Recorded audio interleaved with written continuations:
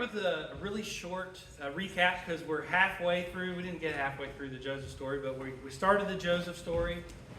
And it opened with the lineage of Jacob, like the previous story has. So it doesn't say it's about Joseph. It's about what happens with this family. And we immediately had this question of what kind of guy is Joseph? Is he bringing a bad report that was justified about his brothers, or is he bringing evil slander? That's one of the questions we're wrestling with. But either way, this does not work out for him. He gets sold into slavery. We know that Reuben wanted to save him, and Judah comes up with this plan. And I was trying to remember the exact thing you said, Ron, that about Judah's plan. It wasn't good. It wasn't bad. It was lesser of two evils. It was the lesser of two evils. So he's not going to kill his brother, but he sells him off into slavery. So Joseph is gone, and then it switches. We have this story that breaks the flow of the Joseph story, and it's about Judah. And Judah thinks they're not going well for him. His children are dying. He has no heirs. He has this the lady in the family that was his son's wife, and then given to the next son.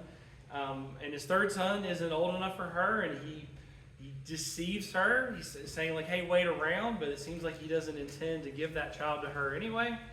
And then eventually he ends up sleeping with her. She tricks him. He's confronted with this, with what he's done, but he repents and he does the right thing. And then we very briefly got to Joseph down in Egypt and Potiphar's wife. And one thing I want to point out real quick about that is the progression of Joseph. We were talking about whether he was good or bad, but he wasn't very smart. The things that he was doing with his brothers, the way he was telling these dreams, or the facts that he was telling these dreams, it made everyone around him not like him. And that's why he gets sold into slavery. In the story with Potiphar's wife, we find that he has learned something. And he essentially tells her, he's like, look, I've got it really good. I don't want to make him mad at me. And I don't want to make God mad at me. That's going to lead to bad things if I do that.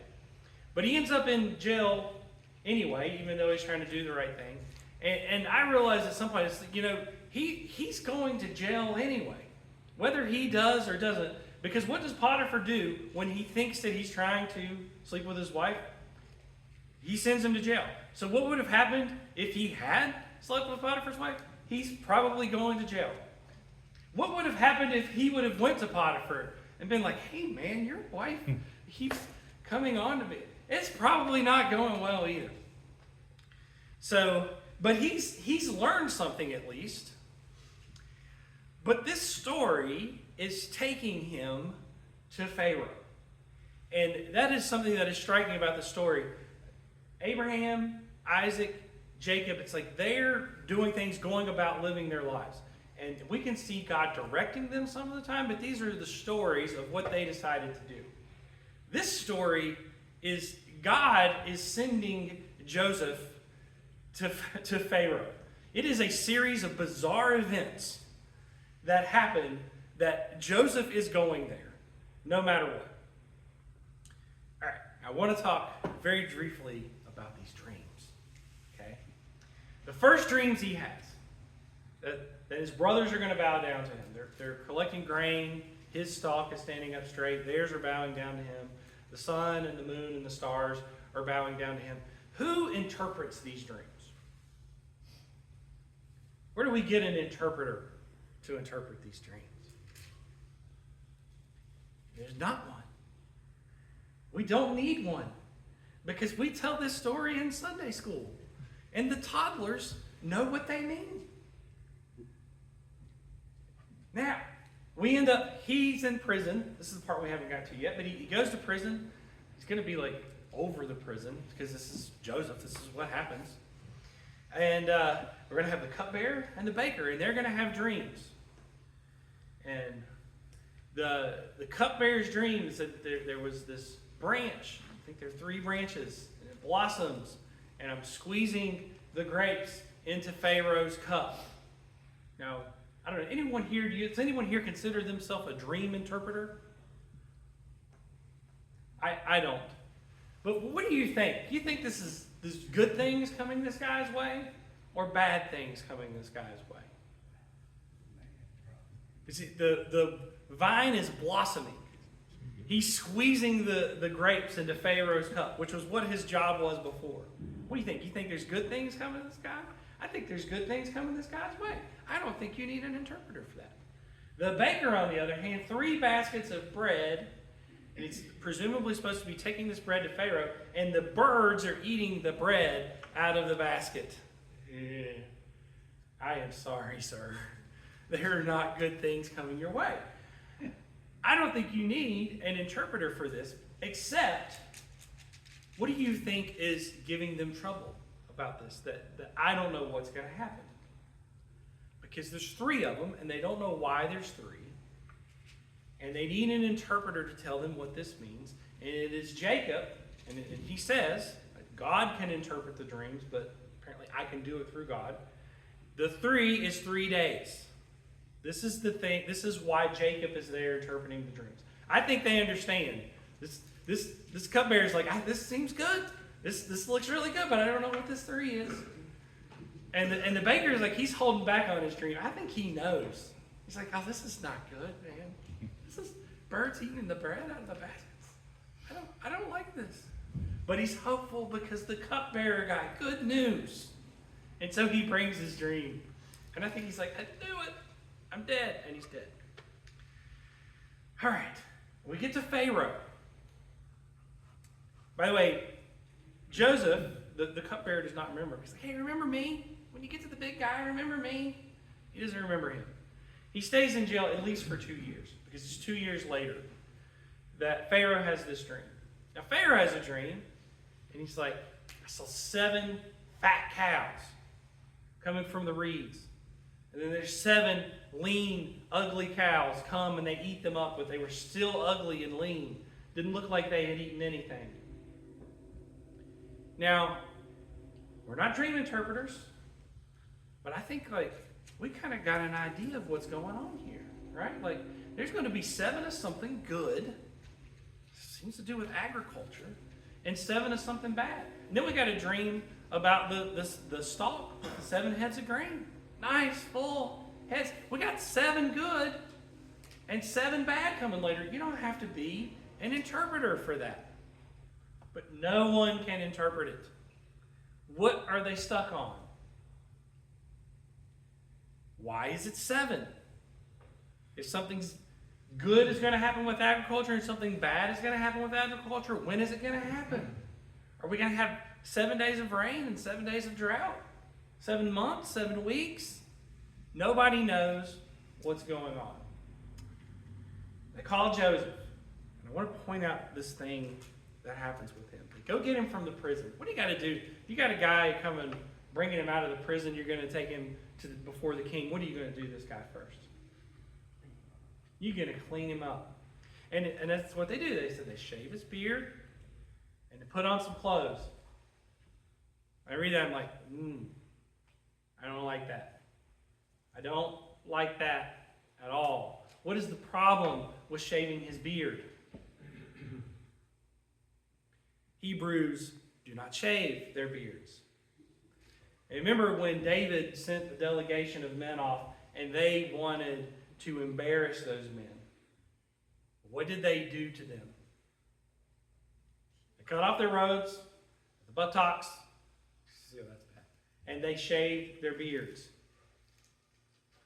And then what did David do? Because he needs to restore these guys. He said, you guys go stay over here until your beards grow back. They're more concerned about beards than they are the robe. You can be restored when your beard grows back. Joseph has shaved off his beard.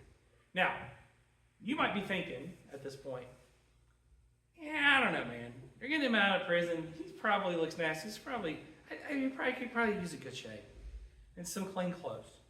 I don't know that has anything to do with him getting rid of his Hebrewness or his Jewishness. So we have a question here. What do we do with this? If we have this thing and we're like, maybe that's something, maybe that's not something, what do we do about that? What do you think? How do we know whether that's the Bible trying to tell us that Joseph is becoming less Jewish, or if it's just, hey, they're cleaning him up to take him to the king? I've heard this explained. It's like, imagine you're an archaeologist and you're digging through the ground and you uncover the top of something that you think is something. This is a dinosaur skull, or this is a rib bone. I think this is the very top of a dinosaur skull. How do you figure out whether you have something or whether it's just rock? You keep digging. You keep digging, and if there's more, then you found something. And if there's not more, then you haven't. So let's keep going. We're gonna. These dreams are good. So they bring Joseph up out of prison. They shaved his beard. They cleaned him up. Pharaoh says, "I heard you can interpret dreams." What does Joseph say? No, I can't interpret dreams, but God can interpret your dreams. Won't you tell them to me? Pharaoh repeats these dreams to him. And then Joseph just immediately gives him the answer. And you might think if Joseph's like, I can't do it, but God can. And you tell him the dreams, you might think he's like, well, let me go, hold on. Let me go talk to God over here and get the interpretation. Or maybe, let me sleep on it. Maybe God will tell me tonight. No, he tells him immediately. And it turns out there's something in this dream that Joseph knows immediately what it is. And in the English, it's going to be hard. But what happens is when Pharaoh tells him this dream, and he describes these cows, we get like sleek, fat, I don't know, probably have some different words in different versions that you have. But in the Hebrew, these cows are described exactly the way Rachel is described. Remember? She was lovely, had a beautiful figure. Apparently, when we interpret that for a lady, it's a beautiful figure. When we interpret it for a cow, it's fat. But it's the same word. And then, would you believe it, that the same words for those lean, ugly cows? Do you think those words might have been used for somebody else? The same words that are described Leah. And so Joseph's sitting here listening to this. You think he's heard the story of his father? What happened to his father when he went to Laban? You think he's heard the story? Right how there were 7 years. And then you didn't even get the right woman. And you had to work 7 more years. What is the problem with this dream? Everybody knows it's something good and something bad. They're struggling with the time. Joseph is immediately like, this is 7 years. This dream is not for Pharaoh, it's for him. God has made this dream for him. And the way that Pharaoh is describing it, it has been described for Joseph to understand this. And so he immediately knows the answer. Oh, it's 7 years. You're going to have 7 years good, 7 years bad. And then he does this thing that's very smart. He says, hey, let Pharaoh, since this is going to happen, let Pharaoh store up some grain. In fact, you should appoint someone to go around and get 20% of the grain during these 7 good years and store it up so that you have the grain for 7 years of famine. That's pretty smart. Because he doesn't come out and say, hey, let me tell you what I could do for you. He gives Pharaoh an idea. And Pharaoh decides, why don't I get this guy? Apparently God's with him. He can interpret this dream. And we see the progression of Joseph, who's standing around with his family. I had this dream and y'all were bowing down to me. Well, y'all don't like that? No, I thought y'all'd be happy. He seems to be clueless about what's going to happen with what he's saying. This man's not clueless now. He is sly as a fox. He has learned. He's learned a lot about how to deal with people. All right, and then Pharaoh, what does Pharaoh do? Takes a ring off his finger, gives him a signet ring, puts a robe on him. Is there something else? I'm in the wrong chapter. Because this is important. Puts a ring on him. Puts the robe on him. And we talked about how Jesus is going to quote the thing from Jacob and Esau when he runs to him and puts his arms around him and weeps. He also quotes this part. When the father puts the robe on him, puts the ring on him. Kind of sounds like Pharaoh's adopting this kid. This kid here, he's got no family. Pharaoh's giving him his signet ring. We kind of look at that as like, oh, well, he's putting him in charge. But the way they would have looked at this is like, this is like this guy's like adopting him as his son. That's in their culture. That's what's going on. I think we found a little more artifact down here in the dirt. And if we keep going, we're going to find. Let me see if I can find it here.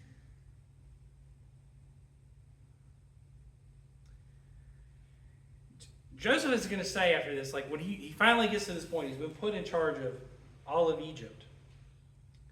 He's going to say, man, like, I went through a lot of stuff, but I got here, and God has been good to me. And here it is in verse 51. Let's start in verse 50. This is Genesis 41:50. Before the years of famine came, 2 sons were born by Joseph, to Joseph by Asenath, daughter of Potiphar, priest of On. By the way, they give them a wife that's one of the priests of one of their pagan gods. We found more skull here. And Joseph named his firstborn Manasseh and said, "It is because God has made me forget all my trouble and all my father's household." Second son he named Ephraim and said, "It is because God has made me fruitful in the land of my suffering." I think if you walked up on this guy, you wouldn't think he was a Hebrew at all. I bet you if his own brothers went and saw this guy, they wouldn't recognize him.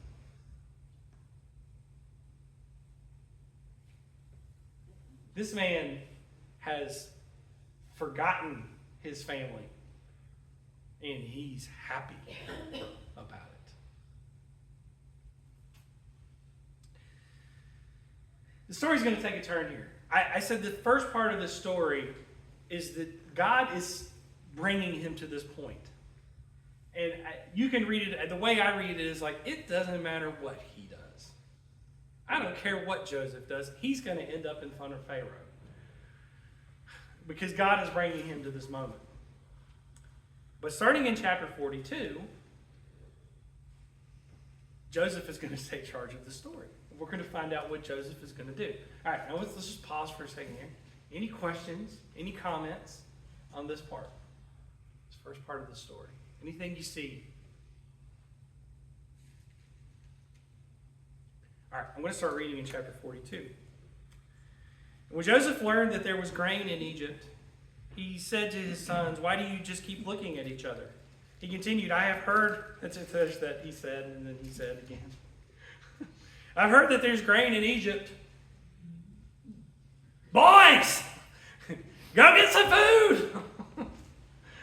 Okay, that's what you meant. He continued, "I have heard that there is grain in Egypt. Go down there and buy some for us, so that we may live and not die." Then 10 of Joseph's brothers went down to buy grain from Egypt, but Jacob did not send Benjamin, Joseph's brother, with the others because he was afraid that harm might come to him. So Israel's sons were among those who went to buy grain for the famine in the land of Canaan, for the famine was also in the land of Canaan.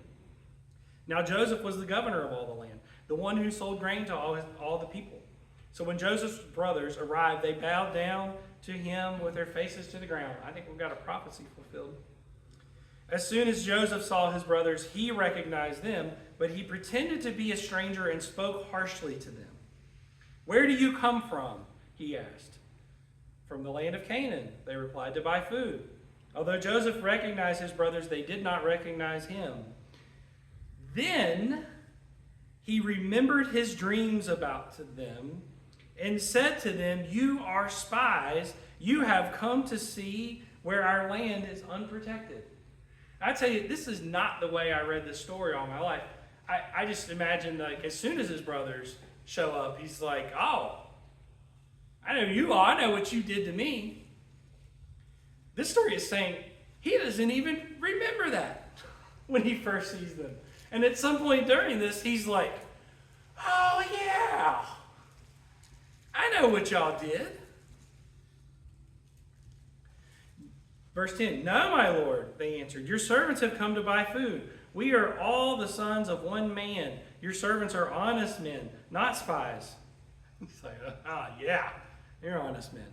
"No," he said to them, "you have come to see where our land is unprotected." But they replied, "Your servants were 12 brothers, the sons of one man, who lives in the land of Canaan. The youngest is now with the father, and one is no more." What do you think he's thinking when he hears that? What would you be thinking? One is no more. Oh. Yeah, you're thinking what I'm thinking. I can see it on your faces. "And Joseph said to them, 'It is just as I told you. You are spies, and this is how you will be tested. As surely as Pharaoh lives, you will not leave this place unless your youngest brother comes here. Send one of your number to get your brother. The rest of you will be kept in prison, so that your words may be tested to see if you are telling the truth. If you are not, then as surely as Pharaoh lives, you are spies.' Then he put them all in custody for 3 days." What is Joseph doing here? What do y'all think Joseph is feeling? And what is he aiming at? What is he trying to accomplish? He wants to see Benjamin. He wants to see Benjamin. He wants to make sure that Benjamin comes there. That's very clear. He wants to see. Now I'm wondering why. Why does he want to see Benjamin? Now Benjamin is his full brother. It's the only full brother he has. Benjamin did not sell him into slavery. Benjamin was not trying to kill him. So we know that. What else? What else do y'all think? What is he angling at here? What's he doing? He knows Benjamin won't come without his dad either. His dad won't let Benjamin go without him. Maybe, possibly. I mean, we'll see later what he's going to say about his father. Punish the brothers. He wants to punish the brothers. Let me read a little bit further. "On the third day, Joseph said to them, 'Do this and you will live, for I fear God. If you are honest men, let one of your brothers stay here in prison while the rest of you go and take grain back for your starving household. But you must bring your youngest brother to me, so that your words may be verified and that you may not die.' This they proceeded to do." What's happening here? After 3 days, he's kept them all in prison for 3 days. After 3 days, he's like, "Look, I fear God. I'm just going to keep one of you here. The rest of you go back and get your brother." Why is he doing this? What's happened to him? What's he realized in 3 days? Who's got power over what's happening? Well, he knows he's got the power over what's happening. His brothers. And his first plan is he's going to keep all 9 of them and send one back. He can't keep all 10. Got to send somebody back to go get your brother. He's planning on keeping 9 of them, but then he decides, "No, I fear God. I'm only going to keep one of you. The other 9 of you go back." I've always read the story, and like we're going to find out later, he's going to put the silver back. They're like, "Oh, he's just messing with them. Like you do. Throw him in prison. Prank." So he just pranks him for a while. But he's going to keep one of them. And we talked about this and we said, well, he's got to keep one of them so they'll come back. And I can't remember which one of y'all said that. I liked that at the time. But I realized later, he doesn't need one of them. They're coming back. Does he know they're coming back? He knows they're coming back. Why are they coming back? He's got the one thing the whole world needs. The whole world is coming. He doesn't need one of them. But he says, "I fear God. I can't keep all of you. I'm only keeping one." Now, why? Why does he fear God? Why does he have to let the 8 of them go and only keep one if he fears God?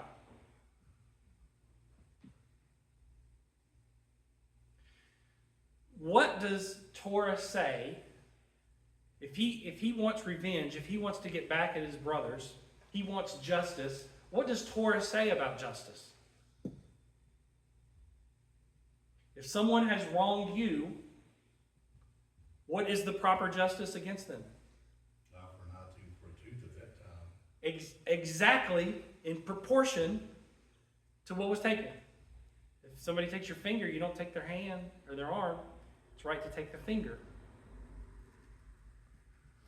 What was the effect of them selling him into slavery? Where does he end up? I don't think, he had it great in Potiphar's house, but he ends up somewhere I don't think he wanted to be. He ends up in prison. How long is he in prison? The time frame it gives us is at least 2 years. Now, he's going to end up keeping Simeon. How long is he going to keep Simeon? 2 years. It's a maximum of 2 years, because they're 2 years into the famine when they come back. He was in prison 2 years. He kept one of them in prison for 2 years because he fears God. So look, that revenge, I can't keep all of you because that wouldn't be right. There'd be 9 of you in prison. I was only one person in prison. Other interesting thing happens. They're talking through an interpreter, and then all of them are going to say, like, we shouldn't have done this. Like, they go back to selling Joseph into slavery. Like, this is the thing they done wrong. And they're like, this is why we're suffering like this. This is why this guy's being so mean to us. It is the reason why.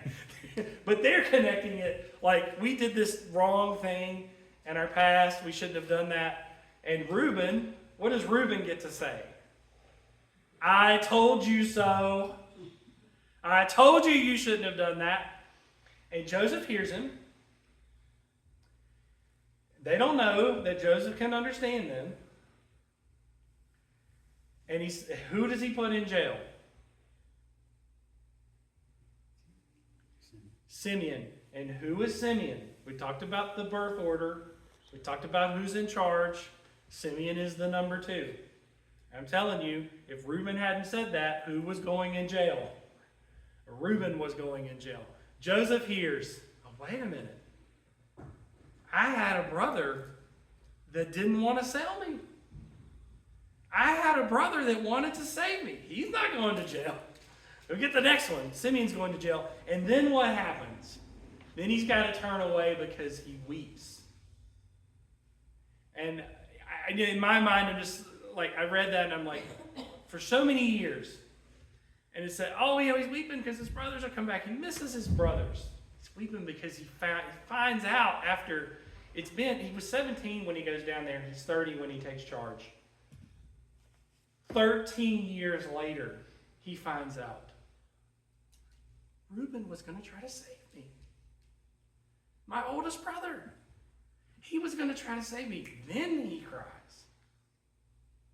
Then he cries. And then he puts the silver back in their sack. Why do you think he does that? Why's he putting the silver back in their sack? I always like, oh man, he's being good to his family. Just give them their money back. What does it do to them? They're terrified. Oh, is he messing with them? And do you think he knows that? Do you think he was like, oh, well, I'll give him the silver back. I'll be nice to him. This is a guy that has learned how to manipulate people. He started his journey the most naive 17-year-old. I'll tell them how great they are and how they're going to bow down to them and they will love me for it. He's been through some stuff and he has learned how to deal with people. He knows exactly what's going to happen when he sends them back with their silver. Whew, and they're terrified. Then they go back to their dad and he tells them what happened. And eventually they're going to run out of food. They're going to need more food. And it's like, you're going to go back and get more food? And they're like, we've got to take Benjamin. And his dad gets mad. He's like, why didn't you tell him you had a brother? You got me into this mess. And they were like, he asked. How did we know? How did we know he was going to ask us to bring Benjamin back down there? Someone pipes up first. He's like, listen, I'll put something up. Put some collateral up. Y'all know who it is? Anybody been reading this? Reuben. What's he put up? His 2 sons. If I don't bring him back, you can kill my 2 sons. Jacob's like, I don't care. You're not getting Benjamin. And then finally another brother speaks up. Who is it? Judah. And he doesn't put up collateral. But he's just like, listen, he says, you can blame me. Now think about that. Reuben's like, if I don't bring him back, you can kill my 2 sons. And Jacob's like, not good enough. But Judah says, if I don't bring him back, you can put it all on me. It's my fault. You can blame me for it for the rest of your life. And his dad says, okay, send him down there. They go down. They have the feast. Joseph's going to mess with them again. Take my cup. Put it in Benjamin's sack. Send them away.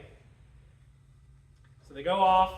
They come back. They're like, this guy took your cup. This is the one, Benjamin.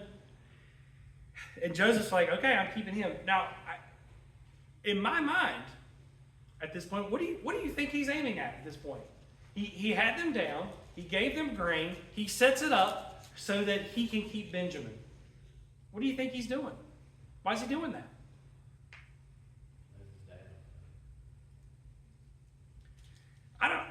I need to read through this again. Maybe he's afraid for Benjamin as well because Benjamin is now the favorite son, and it may be because of the mother as well. We get to speculate a lot. Now, let me tell you what I think has happened here with him and his dad. And what I think the story is telling us about what has happened with him and his dad. When he ends up in the pit the first time, what do you think is going through his mind? They've left him there to die. You got to be hoping that somebody's going to come get you, right? That's the one thing that's going through your mind. I hope somebody comes to find me. And who would he think that would come to find him? His dad. And now, the way that the story does this is beautiful. It's because his dad thinks his brothers are in Shechem. He goes to Shechem. They're not there in Shechem. They moved on to Dothan. Did Jacob have any trouble finding them? No. You just ask somebody. And you find out where they went. You can describe them. Like somebody had to see them. There's 10 brothers and huge flocks of herds. Somebody's going to have seen them. And apparently just roaming around Israel, no phone, can't text anybody, can't look up on Facebook where they are. Apparently you can find them. And so I think what the story is telling us there is that he should expect that his dad should be able to find him. Guess who never came? Who never comes? His dad never comes to find him. Now I got to go back and read this and see. He questions him whether the father's still alive. And I think that's because he's thinking like, well, maybe dad died. Maybe he's dead. And that's why he hasn't come to get me. When he finds out he's still alive, never came looking for me. Not once. And we also get to speculate about what they know and what they don't know. They haven't told him that they went back to dad and told him that he was dead. They did say that one was no more. Maybe he could have picked up on that was their story, that he was dead. But he doesn't know. He doesn't know what's happened. And I think in his mind, his father has abandoned him.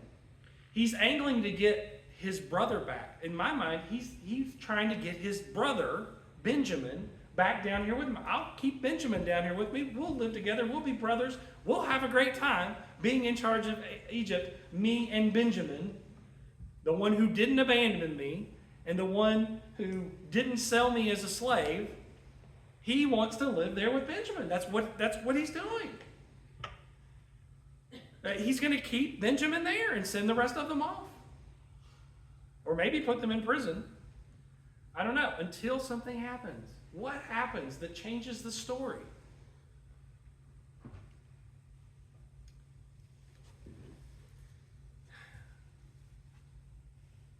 Oh, wait a minute. Okay. So let's learn verse 16, 44:16. Oh, this is so good.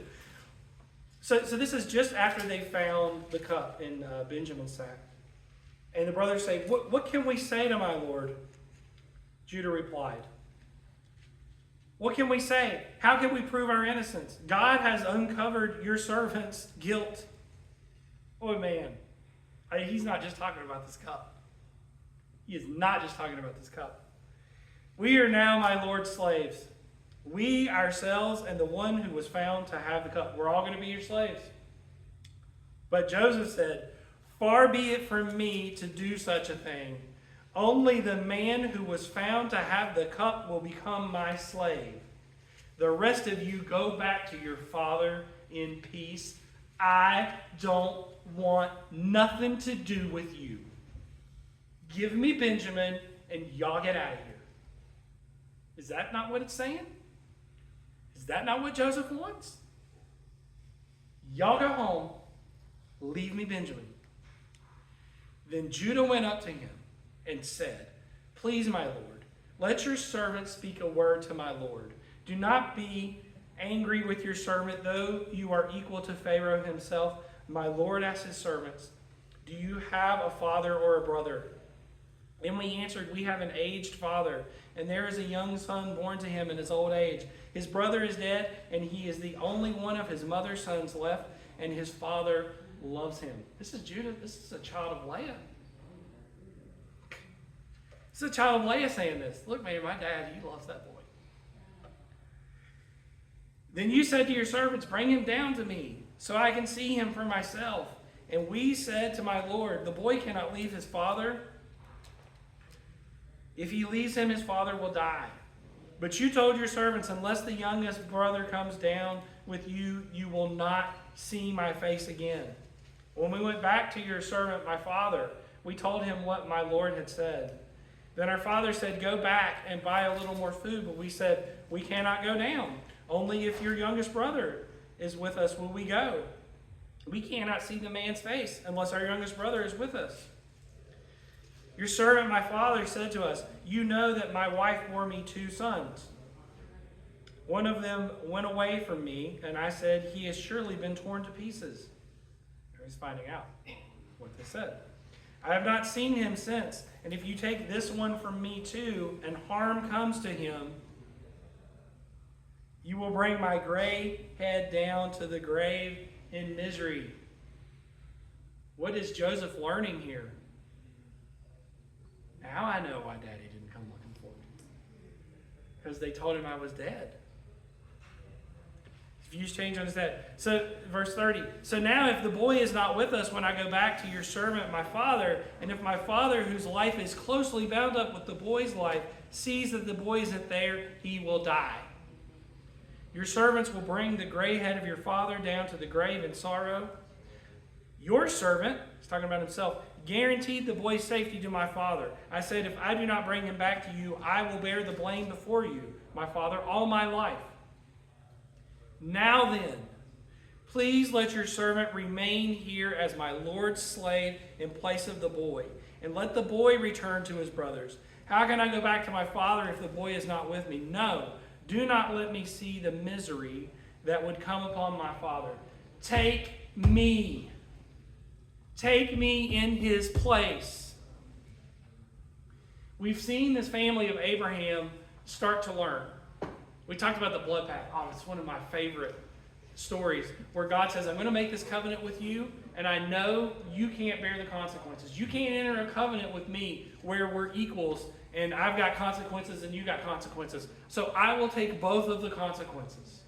I get both sides of the consequences. If you mess up, I'll pay for it. And we see Abraham start to get that when he pleads for Sodom. We see Abraham start to get that when he's going to sacrifice Isaac. And when Isaac is going to be a willing sacrifice. You know what we haven't seen yet? We haven't seen anybody say, I will take his place. Take me, let him go free until now. And what does it cause? Chapter 45, then Joseph could no longer control himself. Before all his attendants, he cried out, "Have everyone get out of here." And then he cries so loud that they hear him anyway. What has changed his mind? What has changed his mind? He'll have to truth about his father for a little bit. He's learned about his father for one thing, which it's Judah that comes clean and tells him. It's finally an honest man. Tells him everything. Tells him everything honest for once. I think it's when Judah says, "I'll take his place." Jesus says, "Take me, let him go free." Then Joseph says, "I want you all here.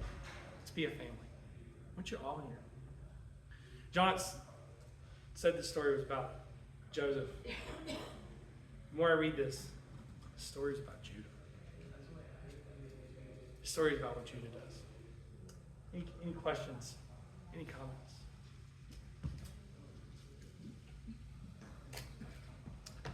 All right, you got a couple minutes break.